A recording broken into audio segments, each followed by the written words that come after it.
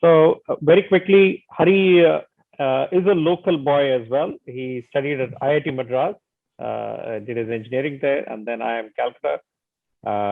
He has had a very interesting set of experiences. I'll probably focus on the most recent one, which is Big Basket, which is in the news for all the right reasons in the last few months, with the Tata Group taking a controlling stake.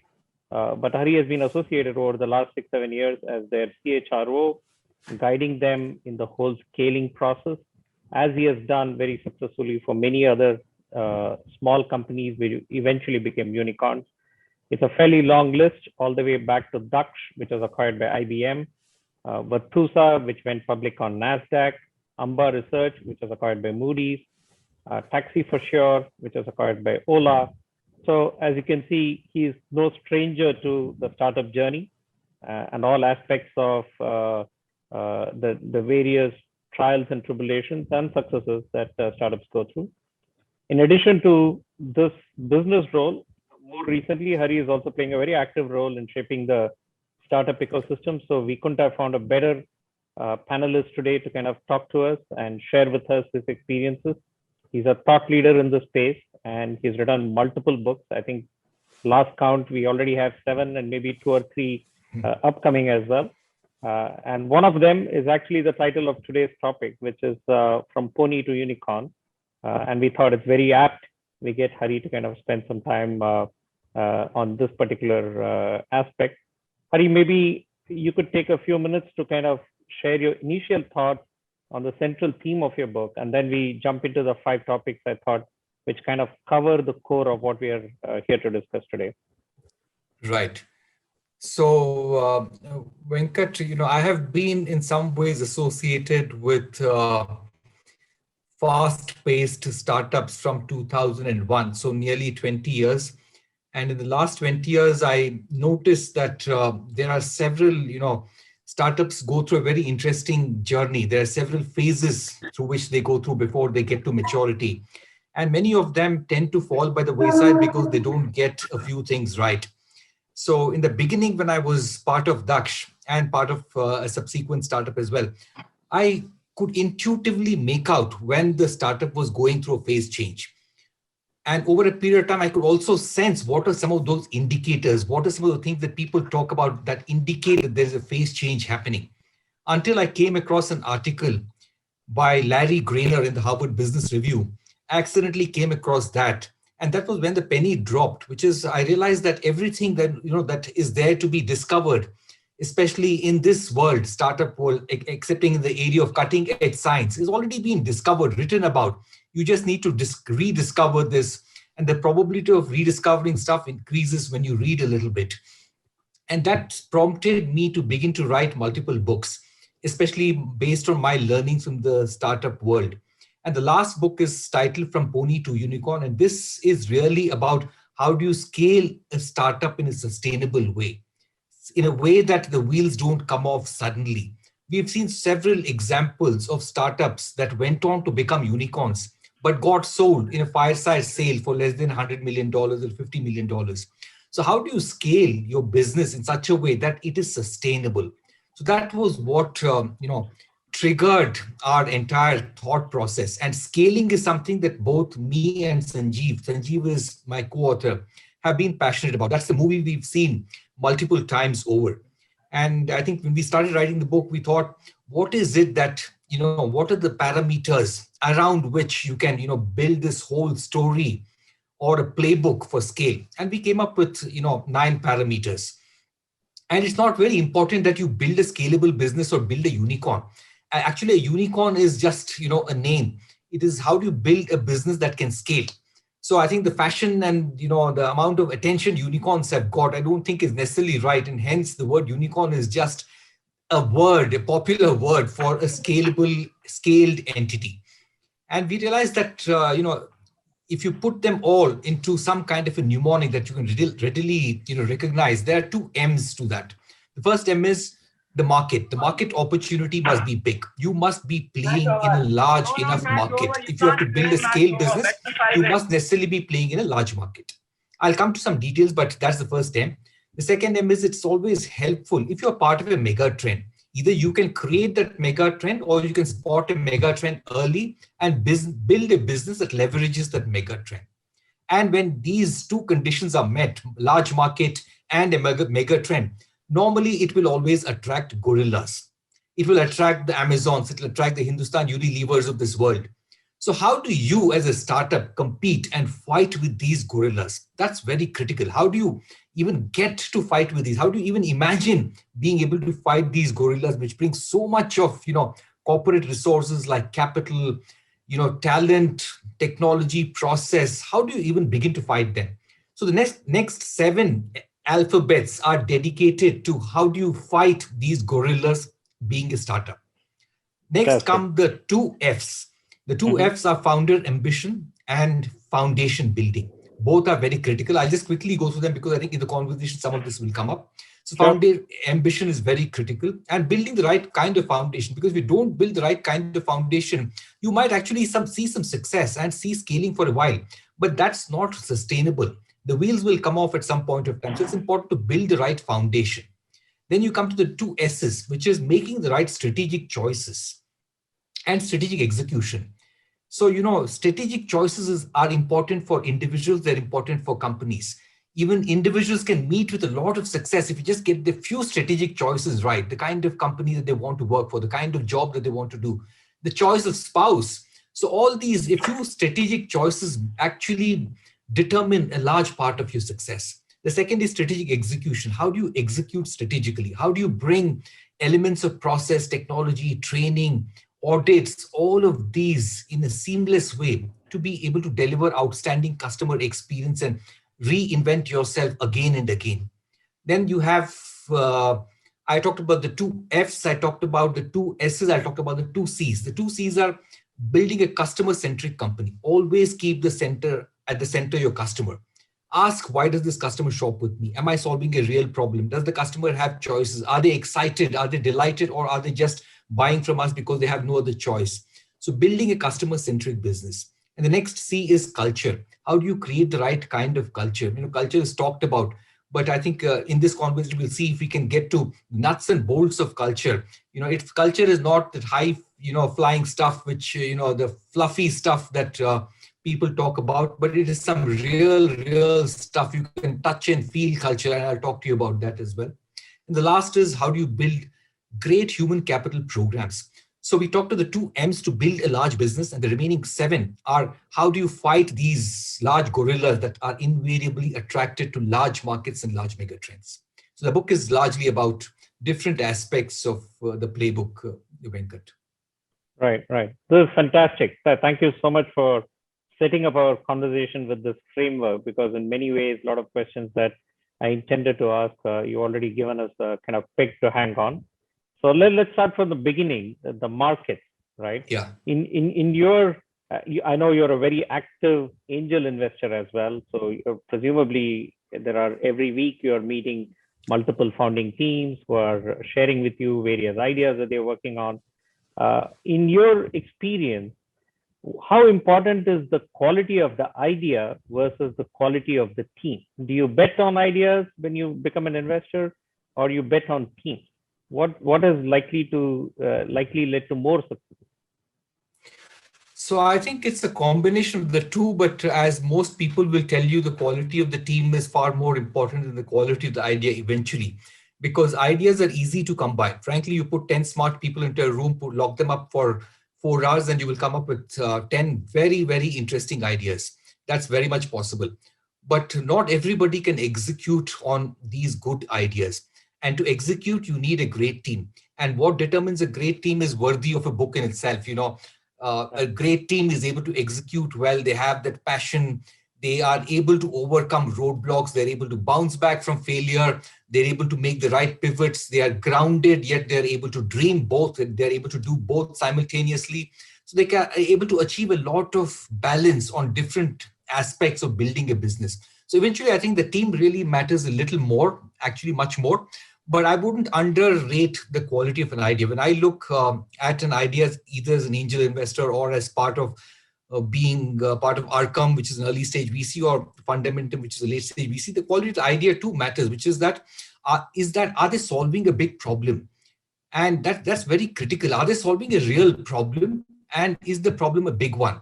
So I think that's very critical. I think there are two sets of ideas. One is, doing what they love to do, but is that addressing a real big problem? The answer may be no. Second idea is they have found something really big, which is they have figured out a real big problem and they're trying to address that problem. So idea does certainly matter, but I think eventually it's the quality of the team, the resilience, the ability to execute well, the ability to bounce back from failure, make the right pivots. Pivots are bound to happen. They're inevitable. The product market fit will not be right from day one. You need to be able to, make continuous tweaks to the product market fit, listen to customers continuously. All that is not easy. You need to hire people who are smarter than you. You need to give them independence, yet at the same time add value by bringing to the table what you are really good at. All that is not easy. So eventually it is the team that is more important. Perfect. Yeah, no, that's very heartening to hear, because lots of times people get too besotted with this. I have this unique idea, and Yeah. it's good to hear that, like, hey, unique idea is very hard to find, but execution on the right idea whose time has come is probably going to take you a lot further. So it's good to hear about Yeah. that story. So you did allude to product market fit. Now, from your experience itself, I know maybe it's Big Basket, maybe it's Taxi for sure, maybe it's any of these companies.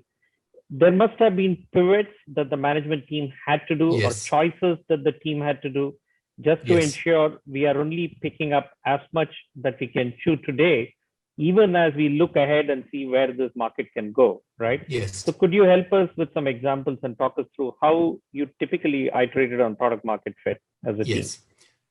See, product market fit is a bit of a vague concept, but I think it's very easy to recognize a good product market fit. When customers line up outside your door to buy your Yeah. product, you got a good product market fit. When they tell you your product is great, but they don't take meetings, they don't pay you for your product, you certainly have questions about your product market fit. When clients are coming and telling you, can we close a deal? Can we have new features in your product? Can we meet tomorrow instead of 1 month from now? When they are chasing you for meetings, that's when you surely have a good product market fit. So there are a lot of signals that tend to point to a good product market fit vis-a-vis a bad product market fit. I think everyone must read this book called The Mom Test by Bob Fitzpatrick, where he talks about the kind of questions that you need to ask of your customers to be able to figure out whether you're really solving a problem or not. Most of us ask opinionated questions like, do you like this product? Is there a need for a product like this in the market? If you ask your mother whether you've got a great product, she will obviously tell you, yes, your product is lovely because she loves you. So I think it's important to frame your questions correctly. Listen to responses that customers give you. Ask them to be very candid, very brutal. Ask them more pointed questions that can get you very specific feedback. So I think product market fit is not very easy to get on day one. You'll have to listen to your customers regularly to be able to figure out whether you're solving a problem. So take the example of Make My Trip. Make My Trip started with airline ticketing, and the entire digital world was on Make My Trip for their airline ticket bookings. Everybody who had an internet connection bought tickets from Make My Trip. But Make My Trip didn't make money from that because there were just 5 or 6 airlines, and they didn't feel the need for a Make My Trip because they could independently distribute tickets. They had the ability to distribute tickets. Therefore, they didn't see Make My Trip adding value, and therefore they didn't part with good margins. So Make My Trip wasn't doing well. Yatra was also there. Both were struggling. But then Make My Trip made a pivot. They realized that, hotel bookings is a place where we can make money because hotel market is completely disaggregated. Customers don't know in Bangalore which are the hotels in Patna or, for example, Ludhiana, and they need to travel to these places for business. So Make My Trip leveraged this beautifully. And they realized it's not just creating a great marketplace for hotels, but also getting feet on the street and executing well. People traveling to these locations, building the technology platform for integrating, which is very different from the technology needed to, bring in 7 or 5 airlines onto a platform. So it's far more complex technology, needed feet on the street, needed a change in the attitude to doing business, needed a bit of a change in the DNA itself. So that pivot was very successful. So Make My Trip raced on to become a billion-dollar company, multi-billion-dollar company, whereas Yatra remained a small $200 million company. So that was what differentiated, being able to understand the problem, being able to understand what changes do we need to make to able to address that opportunity. So there's so many examples of pivots. And I think a pivot is philosophically, if you just look at the ubiquitous S curve, the ubiquitous S curve, all of us talk about it. It's as ubiquitous as Pareto's principles. It finds application in multiple areas. So the S curve, talks of the great cycle of innovation, which is in the early part of the S curve, the slope is very gentle. There is innovation happening, but there's also a lot of resistance from the market, resistance from entrenched users, entrenched customers who don't want to change their way of life. And hence they don't easily accept that innovation, but the innovation is happening at a slow pace. But the moment it gets some degree of acceptance, that's when the growth stage happens and the steep part of the S curve kicks in. It's also followed by the inevitable decline that is bound to happen when organizations tend to become larger until they get disrupted by a smaller startup that starts somewhere in IIT or MIT somewhere. And then, the decline phase starts. So a company needs to pivot to be able to overcome that declining stage. Organisms need to pivot through mutations. In companies need to pivot by getting back to these cycles of innovation again and again. So I think pivot is what we talk about in the startup context, but even big companies reach these inflection points. And many of them are not able to come out of these inflection points and get onto new cycles of innovation. And they struggle. And those that get onto those new cycles of innovation continue to make those pivots, continue to be successful. So I think you can give so many examples of pivots where you continuously retweak, modify your product market fit, rediscover customer needs, and sometimes technology changes requirements. Sometimes customers change. There's so many things externally as well as internally which can make you irrelevant, and that's critical to be aware of.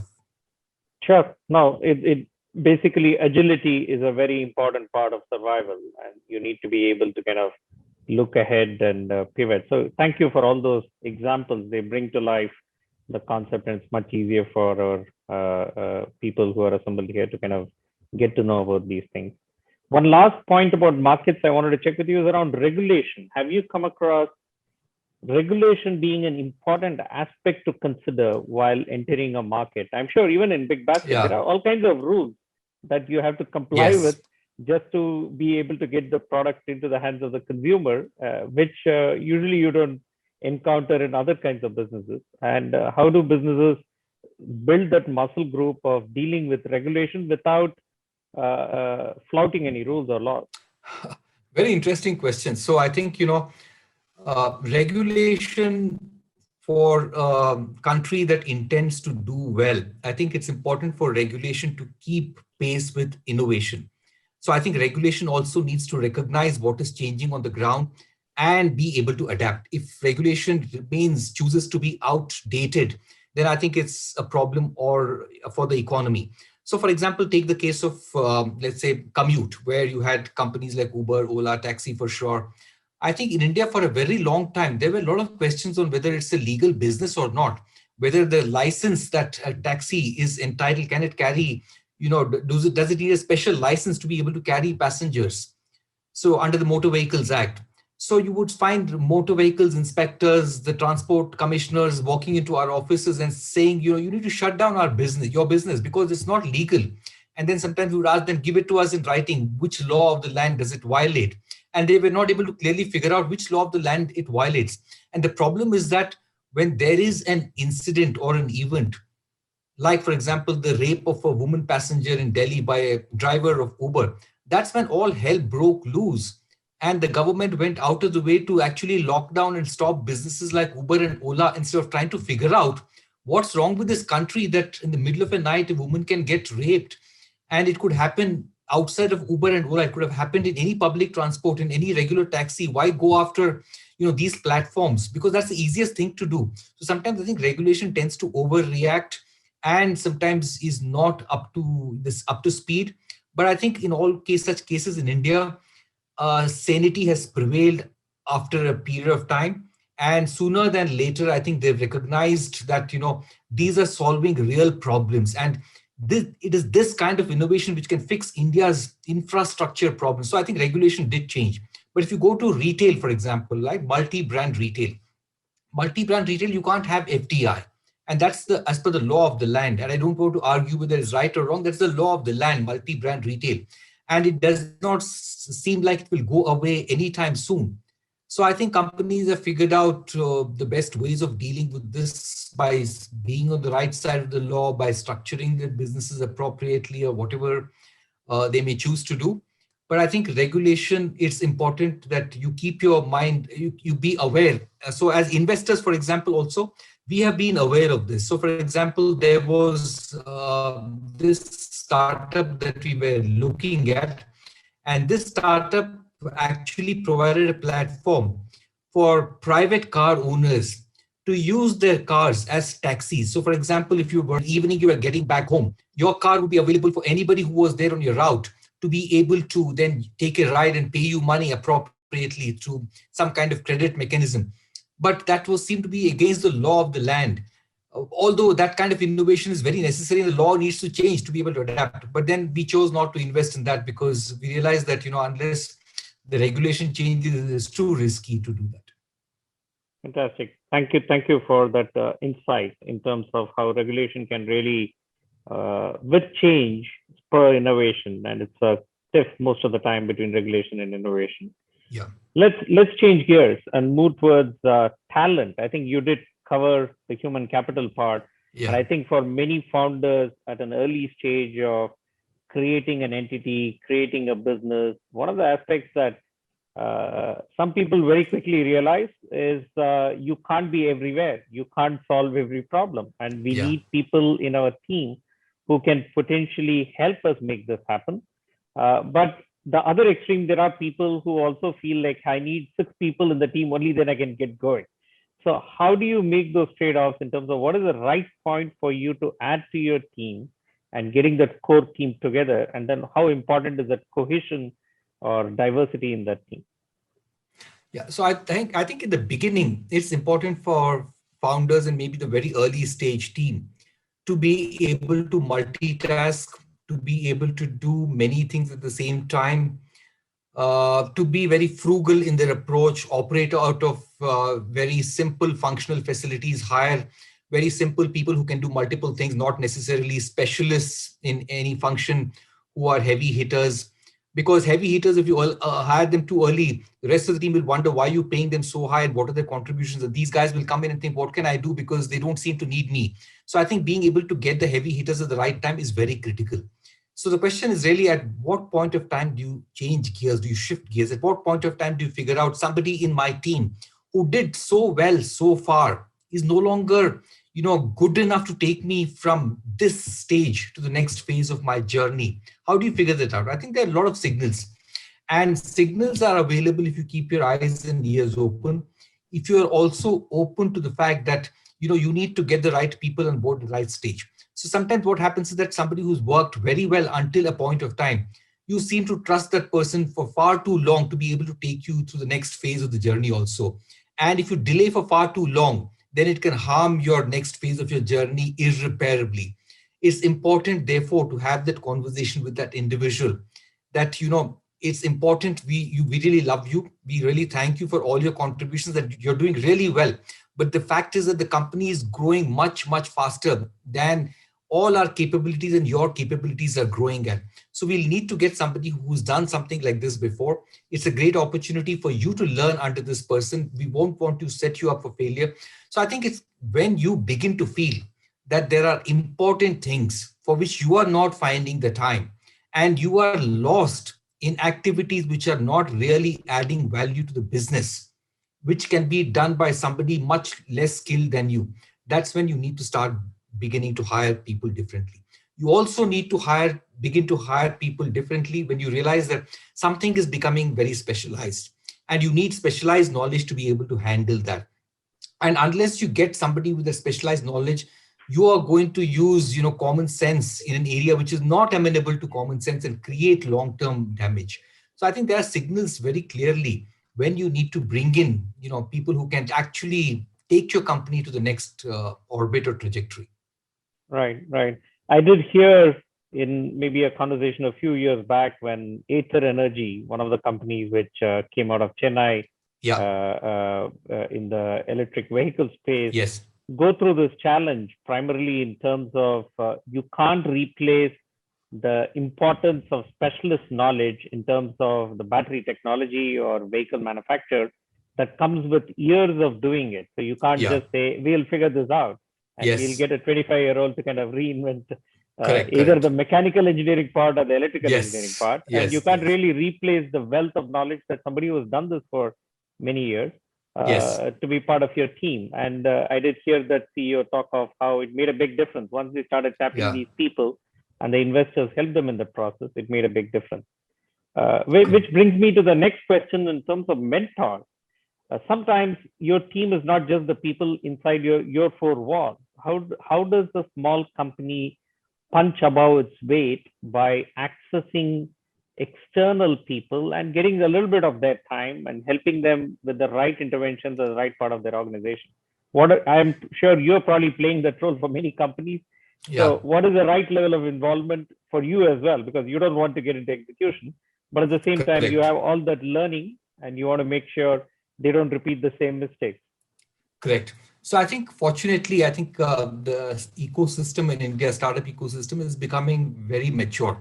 And with maturity, I think the number and quality of mentors available to founders has also increased in leaps and bounds. So I think you could be a formal advisor to a startup or a company, or you could be an informal sounding board. I am a formal advisor as well as an informal sounding board. Anyone can reach out to me. And many of them over the period of time have become friends, and I am very easily accessible. So I think the role of a mentor is to act as a good sounding board, which is listening to the founder, asking some difficult questions, asking questions, helping that individual find answers. And I can tell you, most founders are very smart people. You don't need to drive home a point. You just need to hint at something. Like, for example, is this person in your team of the right caliber? Do you need to up the skill in this area? So I think they will begin to think. You just need to drop some hints. You need to ask some questions that can help them, think about questions that they have already thought about. And therefore, they will get a second opinion, a third opinion from people they value. So I think that is very critical. Being a good sounding board, being able to listen to them without judging them. Because I think the moment you begin to judge people, founders, that's when they will step back and not reach out to you easily. So I think it's important to listen, important to very delicately provide feedback, important to delicately ask all the difficult questions also, because they also want to be asked those difficult questions. Ask them about the product market fit. Have they asked the right questions to the customers? Do they know who the customers are? Are the customers really delighted with your product? Are you solving a real problem? So I think it's important to ask. I think having access to mentors is very critical. And these days, believe me, mentors are relatively easily available. You can access them, reach out to them from time to time, ask them describe some of the problems and see how they think about them. Thank you. Yeah. So let's again move to a new stream of issues. I think you talked about it at the beginning in terms of strategic execution and how the importance Yeah. of execution or ideas. And Yes. the idea is certainly important, but it's more likely you got your execution right and you translated the market opportunity into a real business, right? So, Yeah. what are Yeah. some key management practices or even simple things that you have seen small companies, less than 20 people companies, do well in terms of getting their execution right and building that foundation well, because that's what ensures they are able to kind of scale further? Is there anything that you would recommend at all? Maybe it's the way they manage their customer conversations, it's the amount of time the leadership spends directly talking to customers. Yes. Is there anything that you can kind Yeah. of that you have not observed, which you feel I wish every company does this before they come to you for any advice? Yes, I think there are several things that companies can do. I think one is I place a lot of value in decluttering, in thinking about issues in a very simple way. I think simplicity is a very strong competitive advantage. And by simplicity, I really mean being able to sift the signal from the noise. And actually, all of us tend to get carried away by the noise in any particular situation, confronted by any particular problem. There are only 3 or 4 things that really matter. There are 90 other things which have a peripheral influence on that situation or the problem. but people spend equal time on those 90 things and on those 3 or 4 things which are really important, and the 90 things which are not so important. So I think being able to declutter, being able to figure out in this context, these are the only 3 things that matter. Let's focus on them. Being able to make the right kind of assumptions, being able to make the right kind of approximations. I think this, to my mind, constitutes simplicity.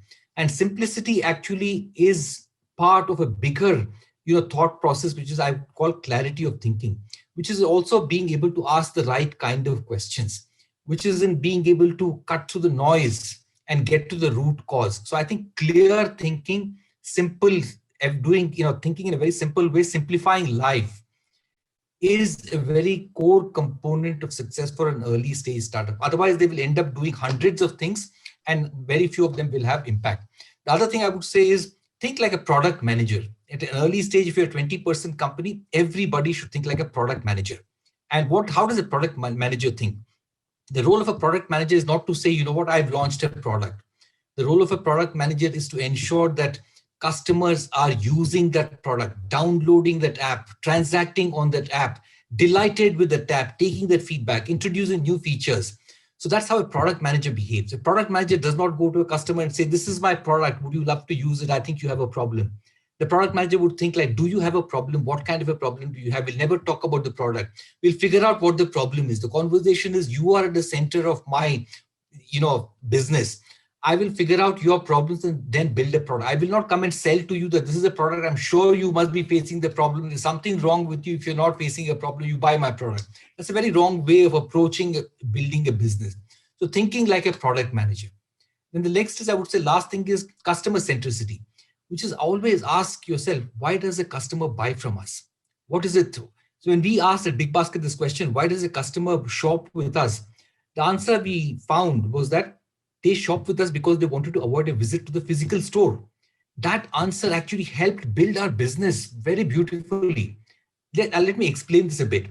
So if the customer is shopping with us because they want to avoid a visit to the store, it means that if they order 25 items on us and we can deliver only 23, and the 2 items, for the 2 items you force them to go to a physical store, they can buy the 23 items also from the physical store.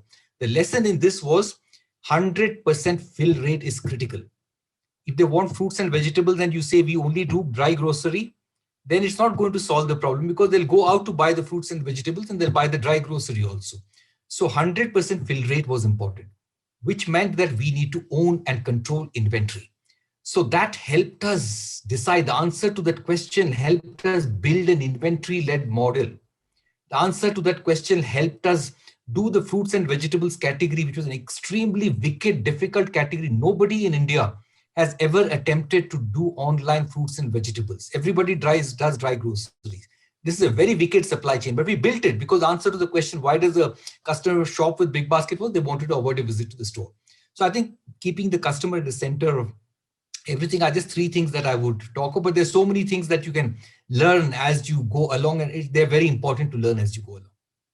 Sure. Fantastic. That's such a deep insight in terms of once you start listening to your customer, once you understand what the core issue is, pretty much the answers to your business comes up. It's not the other way around, right?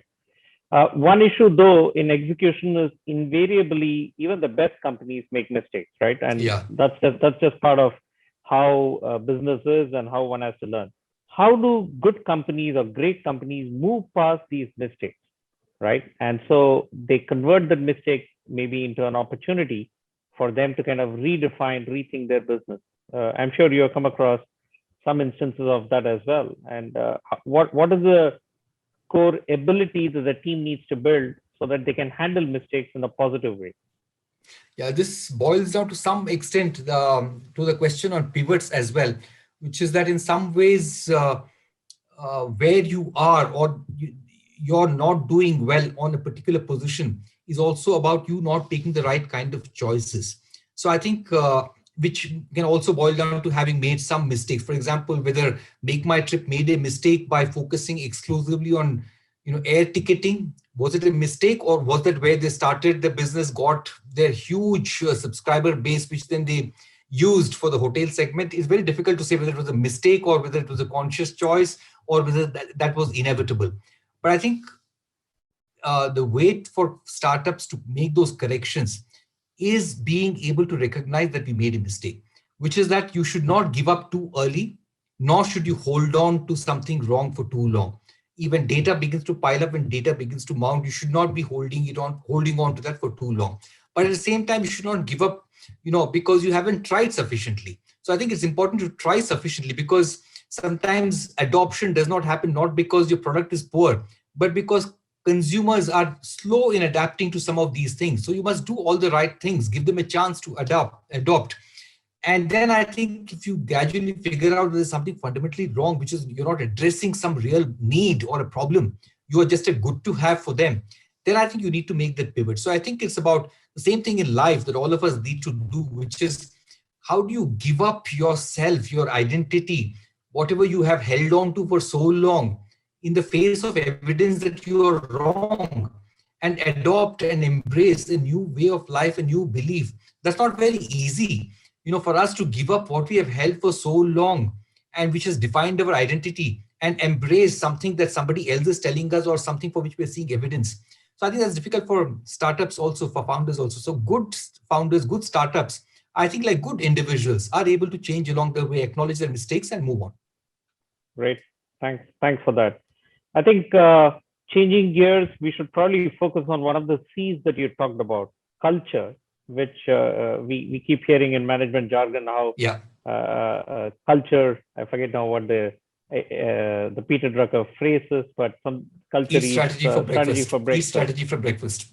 Exactly. That's what I'm told. So I'm sure you have lived this. You have seen this in a CHRO role, especially. One of the big issues is understanding your people, understanding what is motivating them, having a pulse of the culture of the business, and then shaping the culture in the right direction, retaining the values even as we scale. So what are those elements of culture that you really think businesses and founders should really care about, and which will give them lasting competitive edge? Yeah. So I think let me just start by saying that apart from cultures which are patently toxic, there is no good culture or a bad culture. So I think organization culture is like an individual's personality. All of us have different personalities. Some of us are very introverted, like to, think and deliberate a lot before taking a decision. Some of us like to, woo new people, love a sales role. Some of us love to speak in public. Some of us don't love. So we're all different personalities, and each of us is bound to succeed. So each of us, are who we are, and it's true for companies as well. The company culture is like an individual's personality. It's very difficult to change who we are as individuals. Lifelong, we largely remain the same, although I think we learn a few things around the periphery. So if we are analytical, numbers oriented, if we love numbers, we will continue to be analytical, we will continue to be numbers oriented. But we may develop some degree of people savvy, we may develop some degree of how to build a brand and how to marketing ourselves and the company. We may learn a little bit, but we will continue to be number crunchers. The same thing is true for companies. There's no right culture or wrong culture. So then the question is, if there is no right or wrong culture besides the patently toxic cultures, then why does culture matter? So the same question can be asked. If we cannot change ourselves as individuals, why is it important to know who we are? It's important to know who we are because it creates self-awareness. It helps us understand what we are good at. It helps us understand what we are not good at. And therefore, if there's some problem that is the nature of a problem is such that our skills are not helpful, then we'll know whom to co-opt into the solution because we are not good at that. So I think self-awareness and humility is very critical for understanding who we are as individuals. And the same thing is true for companies also. So companies, it's important to understand who we are. So I'll just breathe some life into what I've said so far. So for example, I take two companies, both, extremely successful I've been a part of, but culturally very different as chalk and cheese. Say, for example, Big Basket on the one hand and Daksh, which was my first startup, on the other. Daksh was an extremely aggressive company. So you had to perform. It was, you performed or you did not have a second chance. You would be out. So that was a very, very aggressive culture, perform or perish. While you could take inputs from anyone you wanted, accountability for what you're supposed to do, accountability for the outcomes was with you. Your neck was on the block. The other thing about Daksh was we believed that intellectual pedigree, which was important, and that intellectual pedigree to some extent was reflected in your education. So if you came from good educational background, we believe that generally you would be smart, and therefore you can solve problems better. The other cultural belief at Daksh was that we need to hire people who are more competent than us because the company is growing rapidly. There's a huge opportunity in front of us, and we want people who don't ask for direction at every stage. They should be able to take decisions and take this company forward. So that was broadly the belief at Daksh.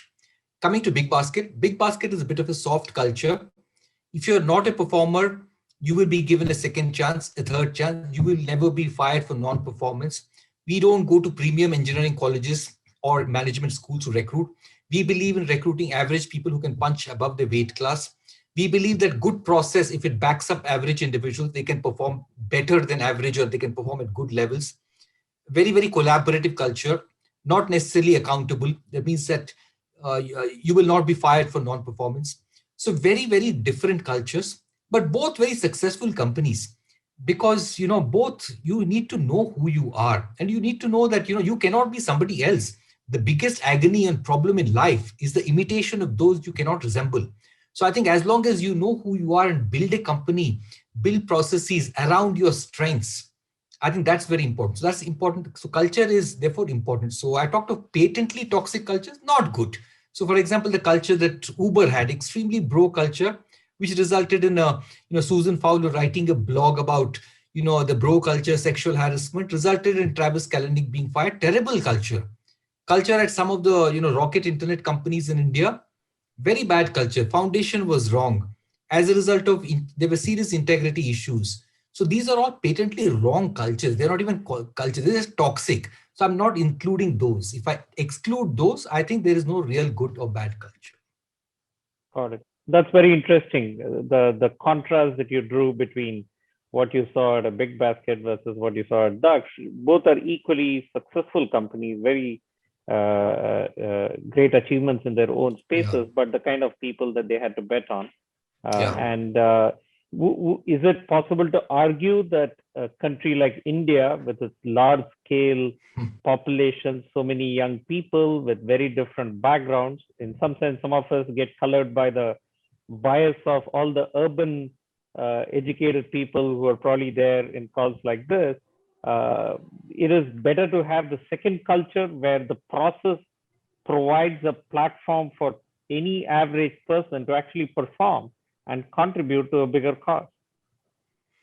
I will find it difficult to comment on that, Venkat. I just feel that all of this really depends on the beliefs of the founder.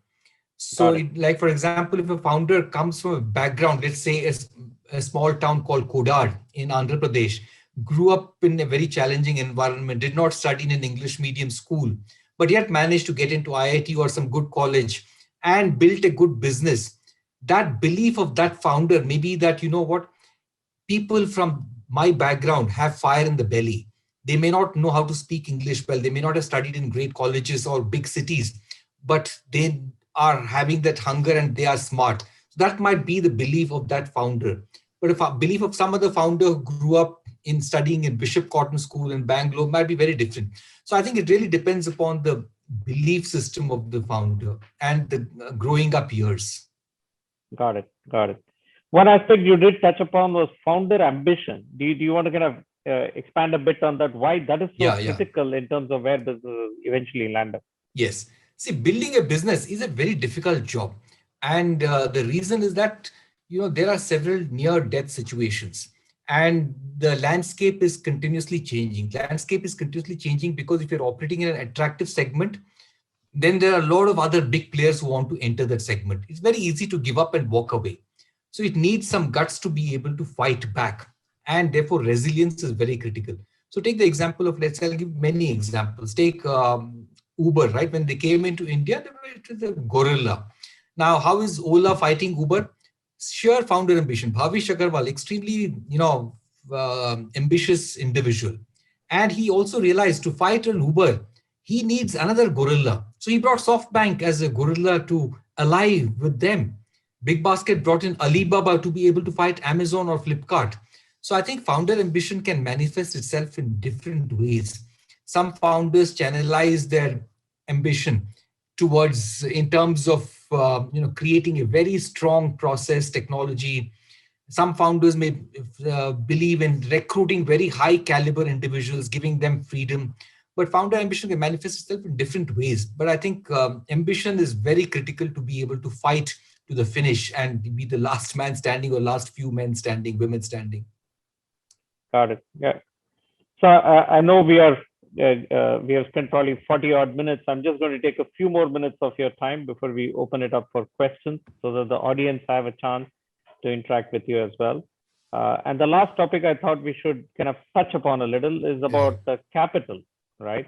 Now, this is something which, if I'm not mistaken, I didn't think I saw it in the 9 things that you talked about. And maybe it's a deliberate thing that you all left out. And maybe you want to talk about why too much emphasis is placed on capital. Have you got VC money? When is your first round of funding and all that? Is business really about that, or is business really about meeting unmet need of a customer? So I think the good question. So we have talked about capital and valuations is one chapter in the book, Capital and Valuations. Another chapter in the book is titled Go Big, Go Home cannot be an alternative to Go Big, because you keep hearing go big or go home. So one chapter is titled Go Home cannot be an alternative to Go Big. It can be, you can go big, you can go small, and that depends on you, and both are perfectly okay. If you're a social entrepreneur, if you want to take up 10 schools and help the quality of education of 1,000 children in those 10 schools and make it better and better every year, that's great. But if you also have ambition, want to adopt 1 million schools and use technology to improve the quality of education, that's also great. Don't be critical of one. If you're doing 1 million schools, don't be critical of a founder who is just focused on 1,000 schools or 10 schools. So that's the point. And capital, I think there's neither good nor bad. So I think too much of capital is bad, can be bad. Too little of capital can be bad. I think capital depends to a large extent on the nature of business. So for example, some businesses are not capital consuming. So for example, wherever you need to change consumer behavior, I think capital is essential, because you need to use discounts, you need to use cashbacks, you need to encourage customers to change their behaviors, whether it was an Uber or an Ola, to begin to use taxis from auto rickshaws. Needed consumer behavior change. They needed to experience on-demand cab at your doorstep to be able to realize that it's worth paying for it. So it needs a lot of capital. So that business essentially needs capital, but some businesses don't necessarily need capital. But sometimes you tend to overemphasize capital, you tend to overemphasize valuations. So I think you need to look at this in a very balanced way.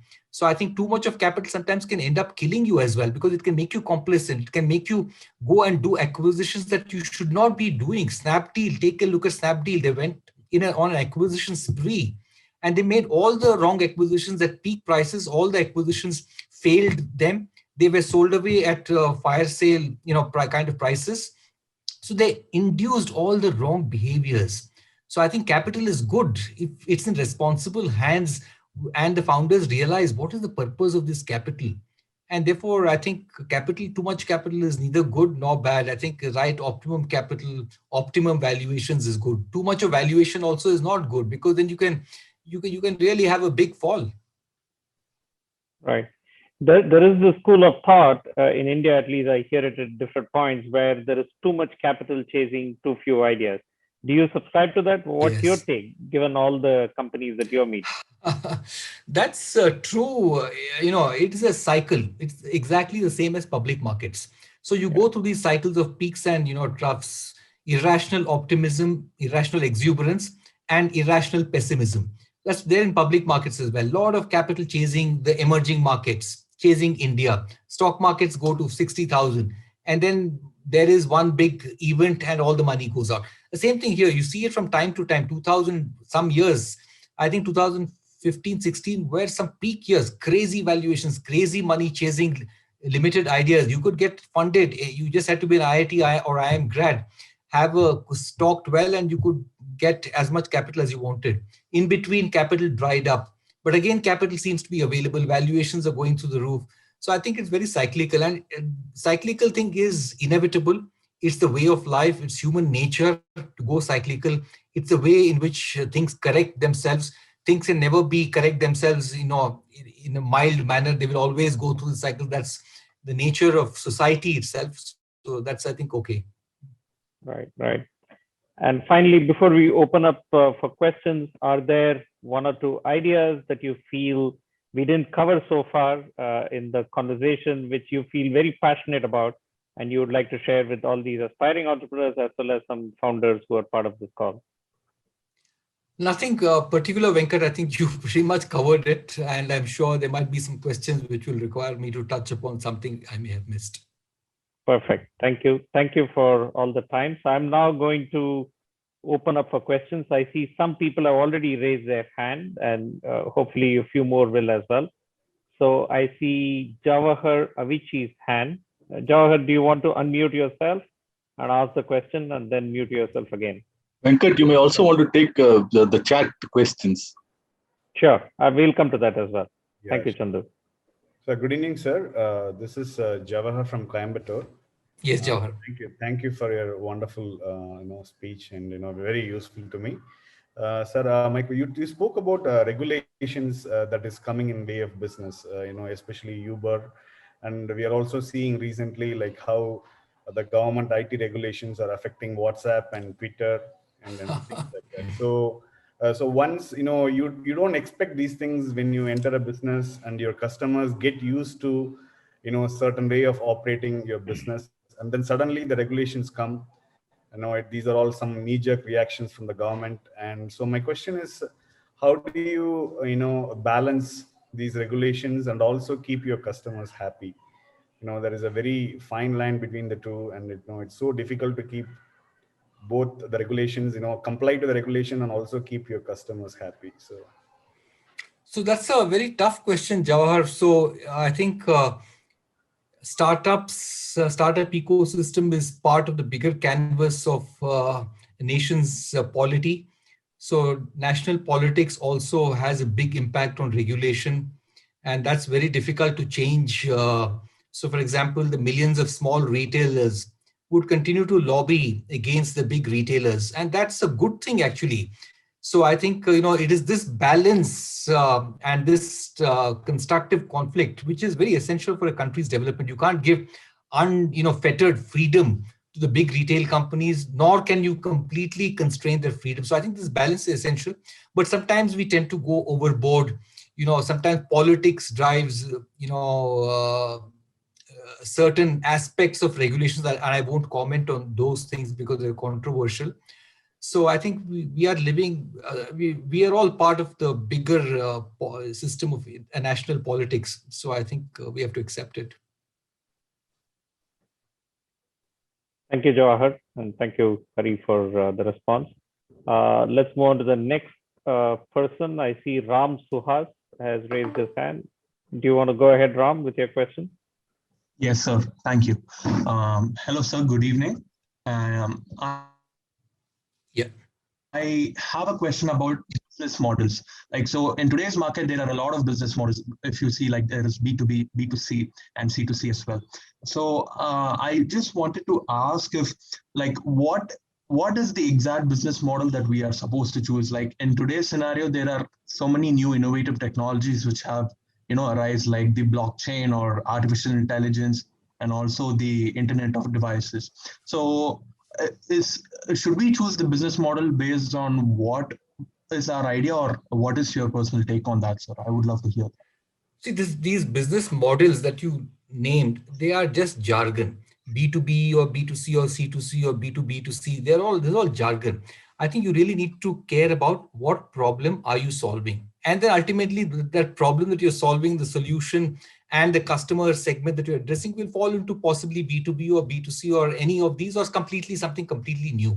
So I think you don't have to worry about this jargon at all. You just have to figure out what is the problem that is keeping you sleepless at night. What is the problem that you deeply believe you can bring your skills to bear to address it. So that's all that you need to bother about. So what is the problem that's keeping you awake at night? Daily, you must have seen a few things and you must have felt, I can solve this problem.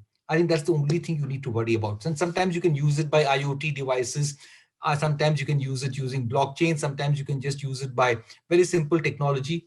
So technology, all of these things are all enablers to solve your problem. So if you're tech savvy, it helps because then you know that there is a good way of solving a problem which is otherwise very difficult to solve. So I think you should just need to know what problem you want to solve or are solving. And tech is just an enabler. Either you understand it or you know somebody who understands it. Right.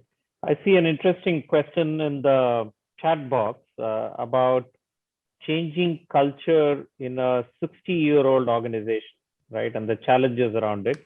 Ashwath, if you can unmute yourself, Ashwath Sampath, and ask this question in your own words, that'll be nice. Good evening, Hari. Yeah, Ashwath here. Yeah. The challenge that we have is we are a 60-year-old company and we are trying to recommend a lot of changes and scaling up in the last 2 years. But bringing about quality-oriented culture across the layers of the organization is very difficult. So because the practices, just age-old practices, and we are trying to adapt to new changes, but people find it very difficult, and we have been emphasizing a lot on them, but it's always a challenge across layers is my worry. So how do we go about that? So let me just tell you upfront, Ashwath, that culture change is not very easy, not easy at all. In fact, 95% of all change management programs fail because all change management programs seek to address a culture change. And I'll give you a real life story to illustrate how difficult it is. Anybody who is 50 years or older would have heard of this company called Digital Equipment Corporation. It was a very cool company in the Valley in those days. And it was founded by a person called Ken Olsen. Ken Olsen believed that, we need to design computers. Our company needs to design computers for smart users, not for the dumb users. And to design computers for smart users, we need to hire very smart people. And smart people feel inspired only if you give them a lot of freedom. So that was the beautiful culture he had built, which is that there was no hierarchy. Even Ken Olsen could not enter a debate and settle it because it was based on what is right and what is wrong. So that was a completely free culture that was built at Digital. And Digital was a very successful company, built microcomputer after microcomputer for the smart users, until IBM came up and decided that we will address the dumb user market. And then they realized many smart users also wanted a computer that can be operated by a dumb person. So they came up with this concept called IBM PC. And that became a runaway success based on MS software, that operating system. And then Digital had to respond. Now, Digital debated this, and there were 4 engineering heads. Each engineering team came up with a completely different competing product for the IBM PC, each with its own bells and whistles. They could not agree on a common product to fight the PC. Even Ken Olsen could not get the company to agree because they felt that if there are 4 ideas, let's test all 4, let the market decide. All the 4 products bombed in the marketplace, and Digital as a company died. It was acquired by Compaq. So the point I'm making is that, a company's culture can be very relevant in a certain set of circumstances and become completely irrelevant in a completely different set of circumstances. So it's not possible to change.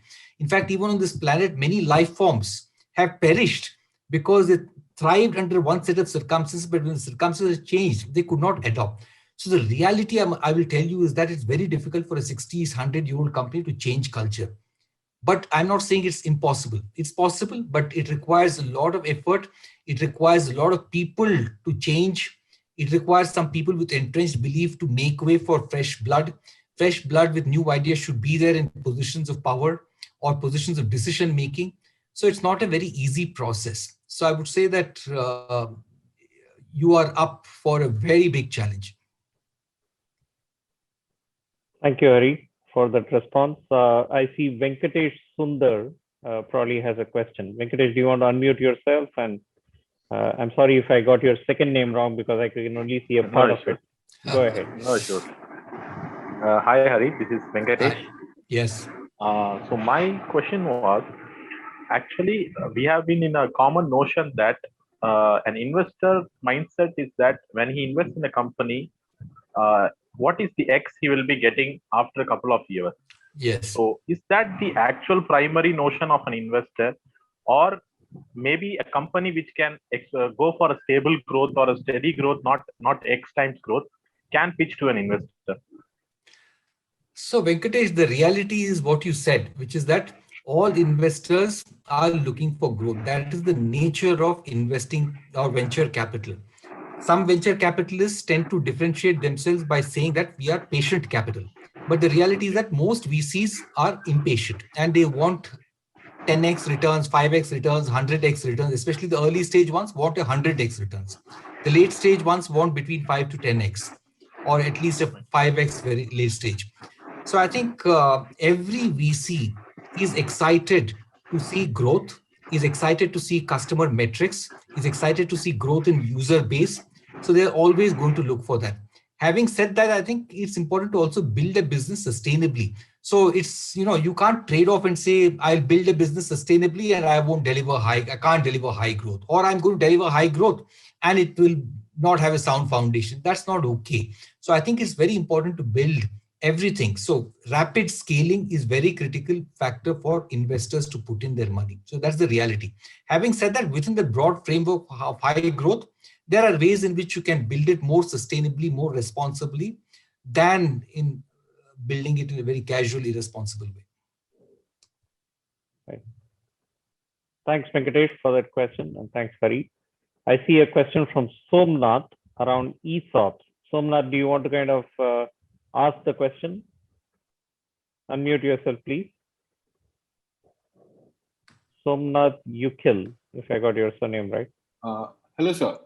Yeah. I wanted to ask you, a team is obviously very critical to the success of a startup. So, and, in early stages, actually, ESOPs are very, popular as tools to attract better talent, or, people who can leave their other stuff to actually, work for the startup.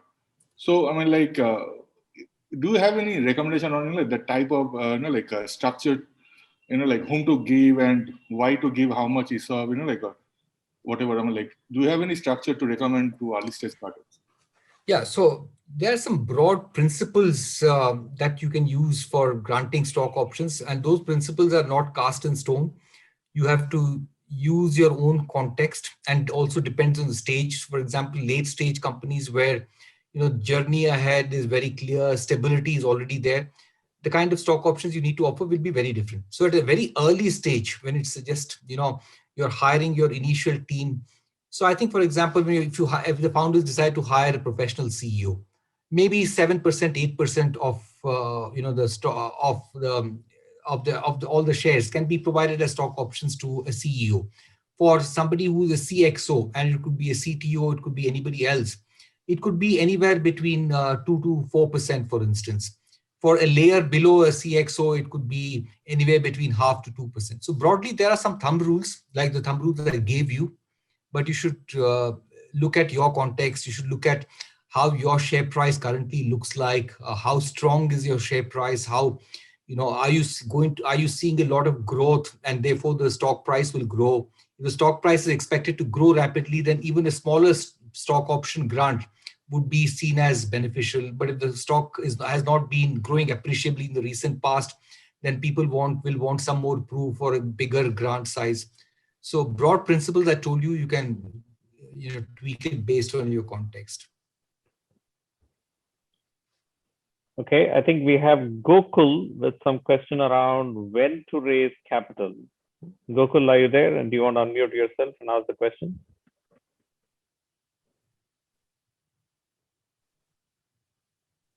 Okay. Yeah, maybe... thank you, Venkat. Sir, it was a great session, definitely a good session. My question is more in terms of, when should a founder should go for an investment, right? I mean, obviously, when people start with a bright idea, they will have some funds to, facilitate to achieve the idea. But at what stage a founder should definitely look for investment? That's point number one. And point number two, what I would like to know is what should be the ask? I mean, I also heard that, you mentioning that, having more capital is also an issue. I mean, you should know what you want and what you should have. So your experience can help us to understand better. Thank you. Yeah. So yeah, when you need to raise capital, I think it's just pure common sense. So for example, you need to bootstrap undoubtedly, because unless you put in your capital, there'll be no belief in amongst other people that your idea is any good. So I think you have to back your own idea with your own capital to start with. So bootstrapping is very essential. I think bootstrapping is a very, very critical part of building a business because it teaches you good habits. It forces you to be frugal. It forces you to think of frugal innovation. It forces you to do many things. It forces you to, for example, go to a customer and request them whether they will help, pay for the first release of your product, provided you give it to them, free for use or something like that. Can you get some friends of yours who will work part-time for you in doing something for you? So you will think of innovative ways of building your business in the beginning. So bootstrapping, I think, helps develop wonderful habits. But at some point of time, you'll also have to approach angels and friends and family for money, because you will realize that you are unable to do some things which you want to do to solve the problem that you're aiming to solve. So for example, if you're unable to build a good quality product because you're unable to hire good product managers or good product engineers or good tech leads, if you want to hire them, you don't have enough money. So you will need to go to friends and family to raise money to hire a few tech leads who can build your first MVP, for instance. Then after some time, you realize that that money also is not sufficient, because you now need to hire a principal engineer, you need to hire a brand person, you need to hire a digital marketeer, performance marketeer, and you need to acquire a first few customers and give them discounts. So you need this much money. So you will go to, a seed round, do a seed round or Series A. So I think gradually you will start figuring out that you're unable to do some things which are essential for you to solve the problem that you set out to solve. And that's when you need to begin to raise money. And the point I made is you should not raise too much money, nor should you raise too little money. If you raise too little money, then you will lose an opportunity. Somebody else will build the business which you dreamt of. If you raise too much of money, then you will lose valuations, and you will end up diluting your stake and giving away stake too early to somebody who should not be given that. So I think it is a right balance. Hello, sir. Am I audible? Yes, go ahead, please.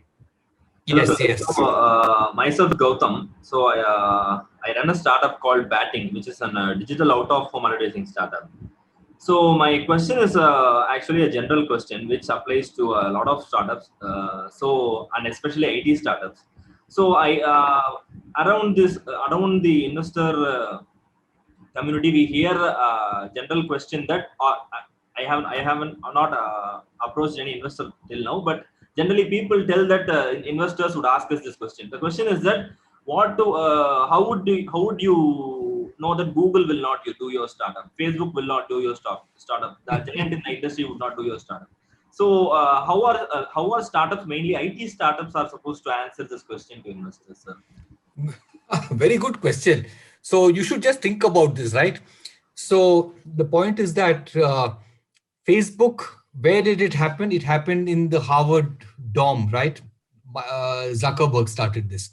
So point is that there are so many big companies. IBM has been there, but yet Facebook came. IBM was there, Accenture was there, yet there is a smaller startup. Amazon started as a marketplace for books. If all the big companies were so innovative, then no young companies would have started. The reality is that many big companies lose the edge. They don't have the attention span for solving a small problem. They get into this rut that this is not $1 billion market or a $10 billion market, and therefore it's not worth my solving it. Therefore, it would be handled by a very junior strategy manager in the company, will not get necessary energy and passion to solve it. That's the reason why startups even exist.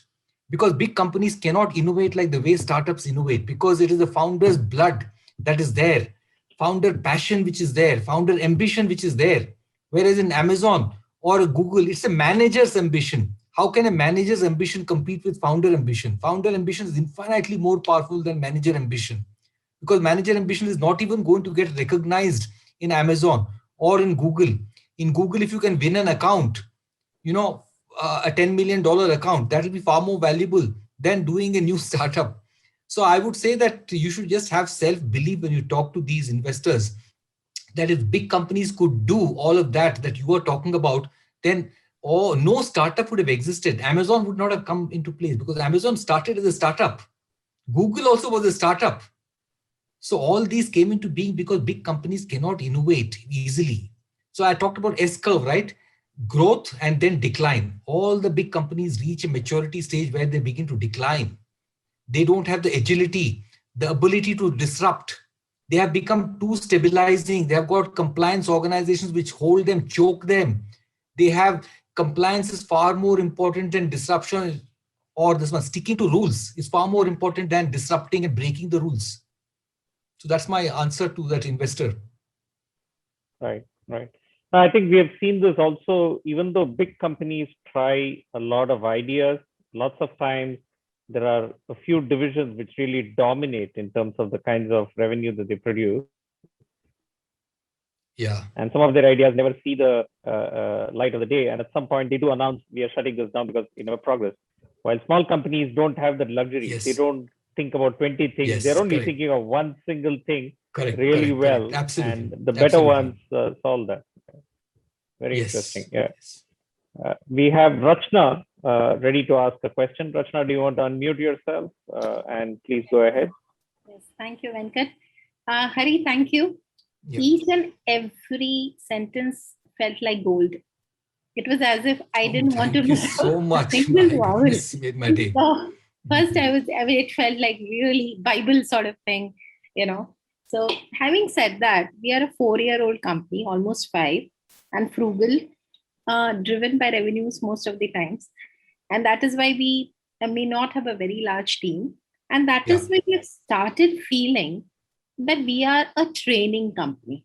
Like we are constantly training people, possibly they're trying to do a lot of things. One person is multitasking all the time, and possibly they don't have the expertise. And we are like training. And that's why we've written it on the, like, we are a training company, so that it doesn't feel like, ye to aana hi chahiye. You should be knowing this. I don't mind training you again. Writing letters, emails, answers, customer calls, of anything for that matter. What do you have any comments there? Because that is an constant botheration. Yeah. So here, the way I would think at it, Rachna, I think there's no right or wrong answer. I think here is where founder ambition comes in, which is that, do I want to build a big business? And if I want to build, I will do anything. So at some point of time, I think you need to ask yourself this question: do you want to build a profitable niche business and be happy with it? One restaurant in some street in Bangalore or Chennai, or you want to build 1,000 restaurant network, which means that you will want to be a little more ambitious, which is why you will train people and, you know, help them become productive. But you should also think that, can I raise more money? Should I be raising more money? Is that the problem? Can I hire people who are more competent, who I don't have to train? Will it help accelerate my journey and get to my destination a little quicker? So I think here is where a founder ambition comes in being able to figure out whether I need to be more ambitious. I'm not very sure, but this is my response, Rachna. I may be wrong. Thank you. Thanks for that. I think Kalyan Duva has some question about raising money and how investors perceive companies. Kalyan, do you want to unmute yourself and go for the question? Yeah, thank you, Venkat. A very good evening, Hari. Thank you for your valuable inputs. I'm Kalyan Duva from Hyderabad. I own a company called SurveyChar Solutions. In fact, we are a 6-year-old organization. Like first 4 years, we have been on a different business model. Actually, we have been in a HR outsourcing model, helping companies in designing policies and managing their HR departments. And we have been progressing at a rate of 20-30% year on year. Okay, but thereafter we have realized that a knowledge-based model is not replicated or scalable. That's when we started building our own product. So we started about in 2019, and now we have changed our business model where we are providing services integrated with technology. Okay, so we have again categorized our elements of HR from data management and process management. So a certain part of our product is built, and we are also started driving revenue in that through product. But it is not as big as what we have been doing first 4 years. It is not into that scale. It's very small. Like, so how do in this kind of a change, when organization is looking for a different business model, and first 4 years we have been organically growing, and the moment we jumped into a technology, our investments are going on the higher side because technology is altogether a different game. So now we are exploring investments. So how will be the investors reviewing this kind of a case? So I'm not sure I fully understood, but nevertheless, let me respond. So I think, the way I diagnose your situation is you are struggling with a product market fit. The very fact that you grew at an early stage by 20% per year is indicative of a not so great product market fit, because if you have a great product market fit in early stage, you should grow at 20% every month. So I think you are struggling with the product market fit, and you also therefore realize that scaling is difficult in a manual or labor intensive way that you were doing it earlier. Therefore, you needed to use technology is what I sensed, and technology therefore costs money. You need to make those investments. But if you make those investments, the question is, will you be able to scale rapidly? Because if you can scale rapidly, if any investment gives return on investment, then it's worth making that investment. So you need to convince yourself that after making that investment in technology, you will grow rapidly. So I think that's intuition you must have, that am I not growing, or will technology solve the problem? So I think you just need to answer that question by asking yourself some more questions. Are you solving a real problem?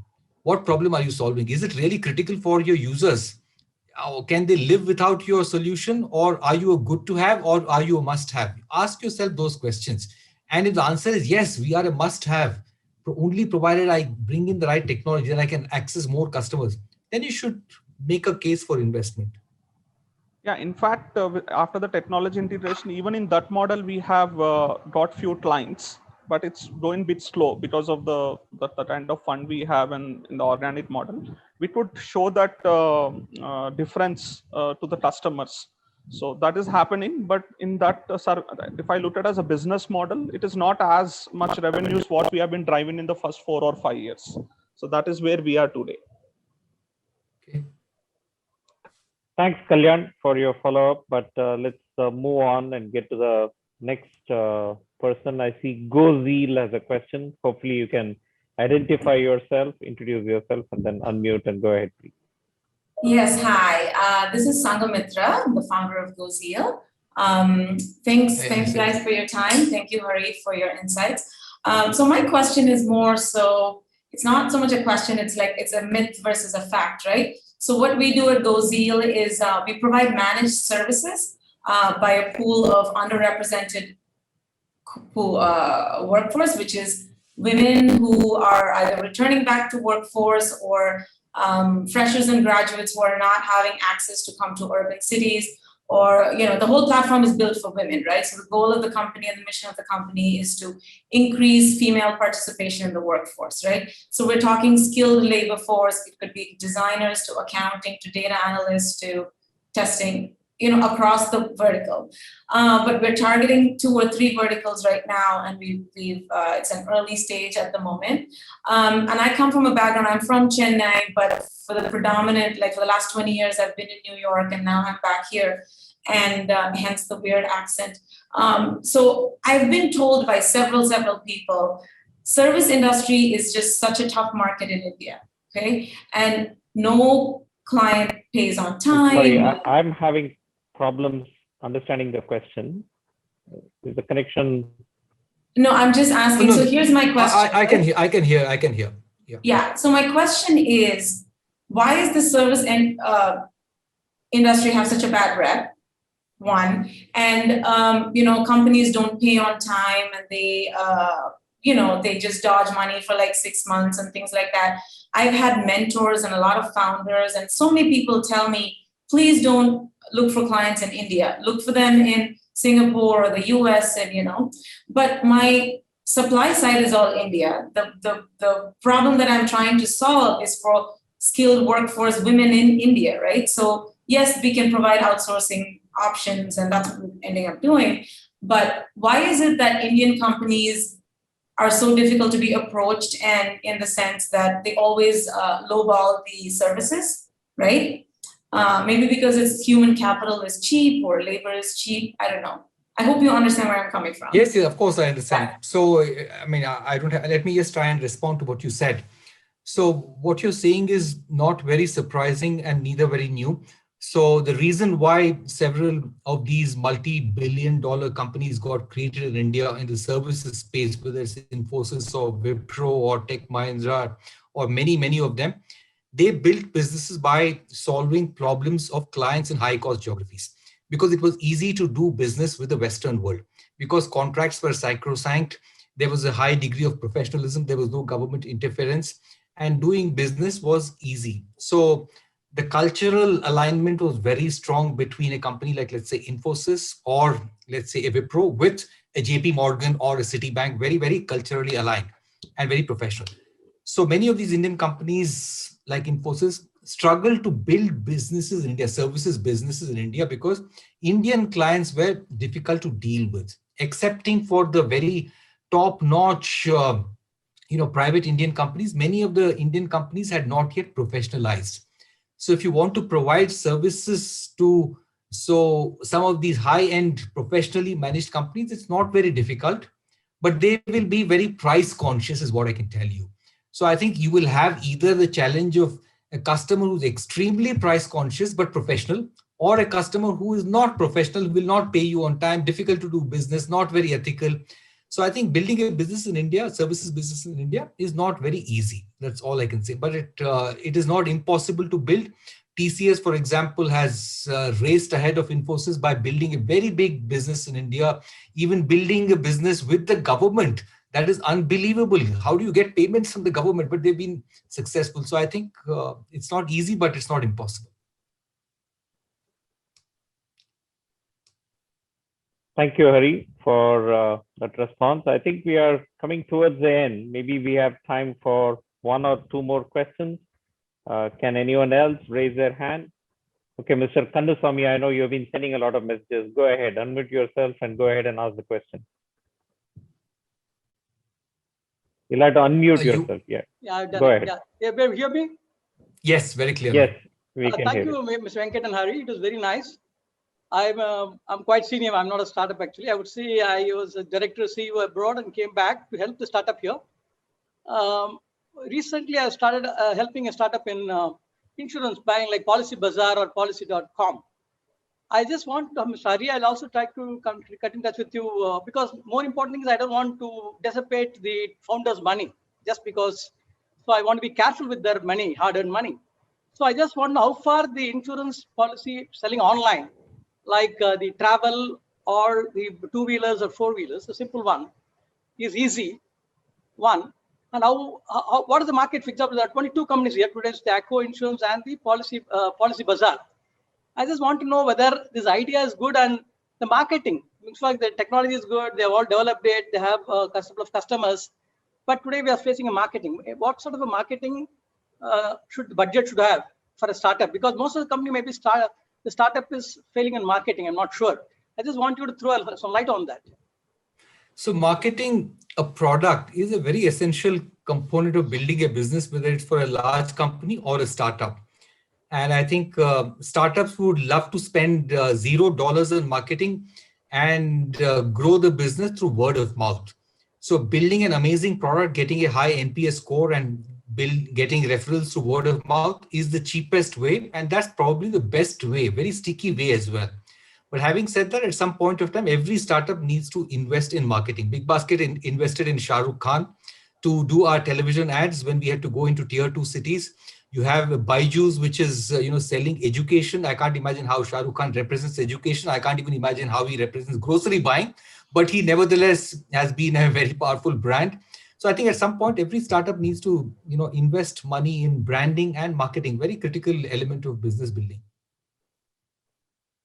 Thank you. Thank you, Mr. Kanduswamy. We have the last two questions. I think Gaurav Agarwal, you had some question around sweat equity. Go ahead, please. Why don't you unmute yourself and ask the question? Thank you, Venkat. Thank you, Hari. I already said it's felt like a mini MBA for the entrepreneurs. Thank you for those, wonderful insights. Okay, I am basically the founder of SMBA Consultants, which is a franchise network having 40 units across 11 cities. it is revolving around recruitment franchise. Okay. And also Co-Founders Planet, which basically is a community which helps early stage startups into finding co-founders on sweat equity. So my question is twofold. So one is, why there are not too much of interest around recruitment startups by the investor side. Second is how actually the concept of co-founders on sweat equity is evolving, and what is your take on it? So the second one, Gaurav, I'm really not sure. I've never encountered a situation of looking for a co-founder or co-founder certificate. That's a subject I don't have knowledge, so I won't answer that. The other thing in terms of recruitment startups, whether investors interested or not, I don't know whether the statement that investors are not interested is correct. I think investors are looking at a large number of recruitment startups. For example, Naukri, in some ways, which is the granddaddy of all, is a recruitment startup. And Sanjeev Bikhchandani started that, and he's a big guy. So there are quite a few like those. But I think it has got as much interest as any other area, provided it is solving a real problem. And I have talked to a lot of these many recruitment startups, and many of the new ones I found don't seem to be solving a real problem. And I probe deep and deep into that. I feel that they are not solving a real problem. So, for example, I can talk of multiple examples. I won't do that, but I just feel that if you're solving a real problem, you have to ask yourself that question. Because otherwise, we tend to believe that our idea is very cool. So we need to ask us: are we really solving a problem? What is it that? How is the problem currently being solved? Are there inefficiencies in that? Is there a lot of friction pain point in that? And will that completely change based on my solution? So if that does not significantly change, if it does not change it by an order of magnitude, then adoption will be slow and investors won't be interested. Sometimes it's a vitamin versus painkiller issue as well. Yeah. We think it's a very important solution, but people just look at it as nice to have. So the last question for this evening, just to be respectful of Hari's time as well, is from Puneet. Puneet, go ahead, unmute yourself and ask the question.